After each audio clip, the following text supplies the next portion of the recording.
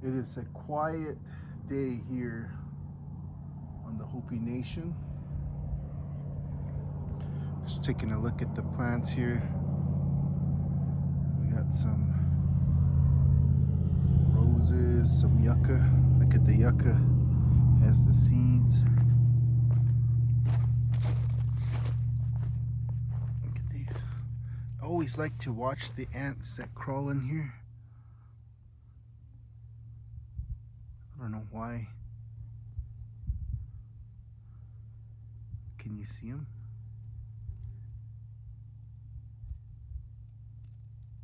They are busy.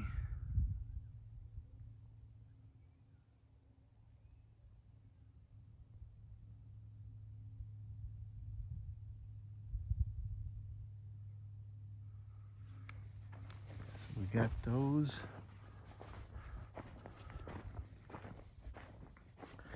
Okay, we got a bunch of tea over here. Some hohoisi. We got the little ants busy. I always wonder what their homes look like down there. There's smaller ants living in harmony with the bigger ants.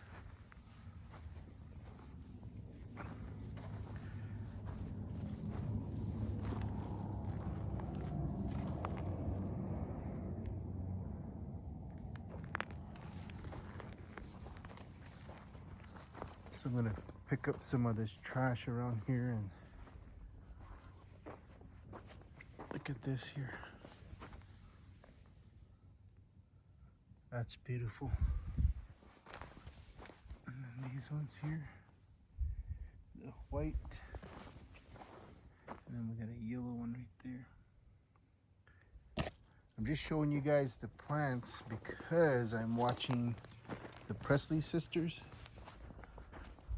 and they are showing their garden.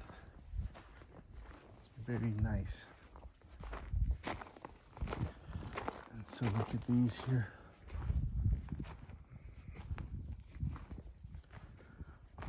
And when these dry, look at all the little seeds in there. This has always grown. I don't know what it's called. You can see it's coming up down there too. But these would be nice to put around, like maybe a ramada, a gazebo somewhere. It's just a lot of cleanup. Here it is again. And then we have some mint here. But yeah, it's a lot of cleanup in the winter. So what I'm doing today is I'm going to unpack the boards, and then I also am going to unpack my tools. I got to set up some bed frames, and then I'll start measuring these, get the highest point, then I need to level it. I'm thinking this is the highest point right here. And then I'll put those treated lumber along the bottom down there, all the way around here, and then I'll see how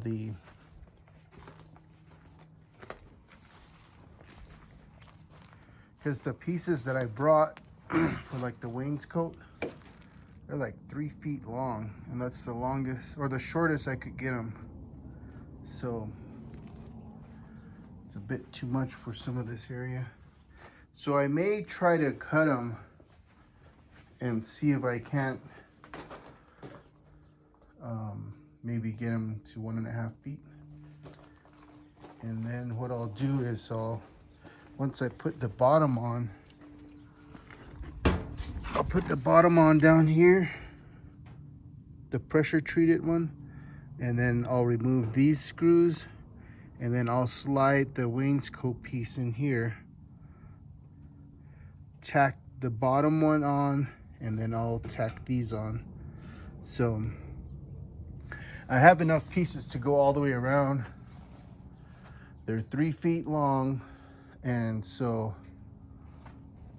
I'll put those up. But if I could cut them without too much effort, then I could, you know, use some of the other pieces for some other projects. But that's what's going on.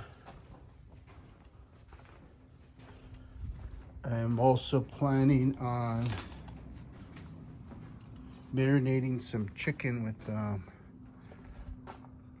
curry powder. I forgot to bring the chickpeas and rice though, so I'll probably just marinate it maybe overnight and then cook it up tomorrow. Got a little breeze coming through. Can you see the fans over there? We had a little bit of moisture coming from Winslow.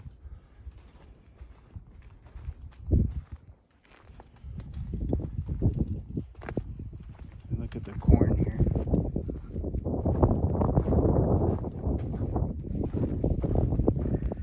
There's some Hopi corn over here. Looks like these might be red. We got red, blue growing. I didn't get my beans to come out. I planted them in an area that wasn't really tilled previously. I don't know if that made a difference, but I was supposed to plant back that way, but instead I planted on the side of the shed, and I don't know if that's the reason. Maybe the ground was too hard for them to come up. And then what I'm planning on doing is I'm going to take some measurements over there at that ramada. I want to get the number of boards coming across and going along the back, and find the highest point and lowest point, and then figure out how many of these I need to order. And they're probably going to be pretty long, so I may end up requesting them to be delivered from Bunger Steel in the valley, or I may use a flatbed trailer and then just haul them out myself, depending on the shipping cost. I know the last time I think they quoted me like $400 just for these pieces to be delivered. So that's on the plan. And then I'm also going to cut some weeds.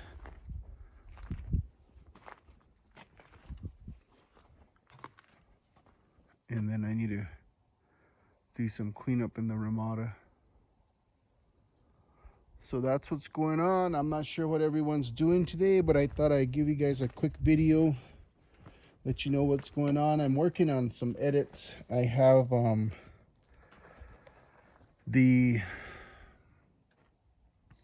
transmission torque mount, or you can also call it the rear engine mount, on the 2016 Ford Escape that I'm editing. I got a lot to chop out and speed up and cut out because